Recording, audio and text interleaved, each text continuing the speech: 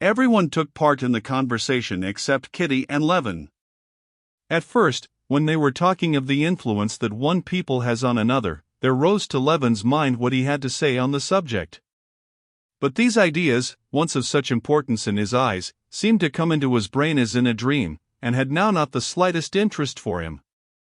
It even struck him as strange that they should be so eager to talk of what was of no use to anyone. Kitty, too, should, one would have supposed, have been interested in what they were saying of the rights and education of women. How often she had mused on the subject, thinking of her friend abroad, Varenka, of her painful state of dependence. How often she had wondered about herself what would become of her if she did not marry, and how often she had argued with her sister about it. But it did not interest her at all. She and Levin had a conversation of their own, yet not a conversation, but some sort of mysterious communication, which brought them every moment nearer, and stirred in both a sense of glad terror before the unknown into which they were entering.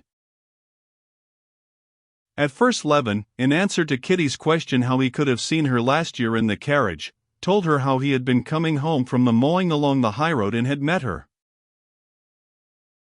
It was very, very early in the morning.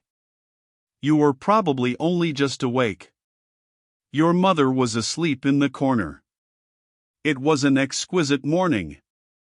I was walking along wondering who it could be in a four-in-hand. It was a splendid set of 4 horses with bells, and in a second you flashed by, and I saw you at the window. You were sitting like this, holding the strings of your cap in both hands, and thinking awfully deeply about something, he said, smiling. How I should like to know what you were thinking about then. Something important? Wasn't I dreadfully untidy, she wondered, but seeing the smile of ecstasy these reminiscences called up, she felt that the impression she had made had been very good. She blushed and laughed with delight. Really, I don't remember. How nicely Tarofsan laughs, said Levin, admiring his moist eyes and shaking chest. Have you known him long? Asked Kitty.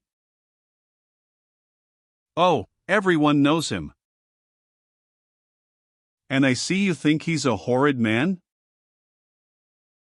Not horrid, but nothing in him. Oh, you're wrong. And you must give up thinking so directly, said Kitty. I used to have a very poor opinion of him too, but he's an awfully nice and wonderfully good-hearted man. He has a heart of gold. How could you find out what sort of heart he has? We are great friends. I know him very well.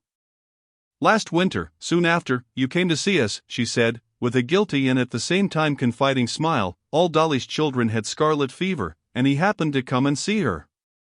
And only fancy, she said in a whisper, he felt so sorry for her that he stayed and began to help her look after the children.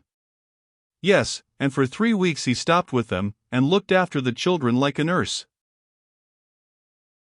I am telling Konstantin Dmitrievitch about Tarofsan and the scarlet fever, she said, bending over to her sister.